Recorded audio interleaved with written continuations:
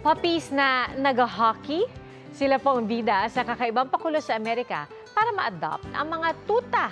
At yan ang usapang pets ni Darlene Kai. Agawan, tulakan, at kulitan. All eyes on the biscuit pero hindi yung pang-treats ha, kung hindi hockey puck. Naging all-out at competitive ang puppies na ito sa kanilang hockey game sa Amerika. Kanya-kanya sila ng strategy. Ang asong ito, tila na malikmata at collar ng isa pang aso ang napagdiskitahan.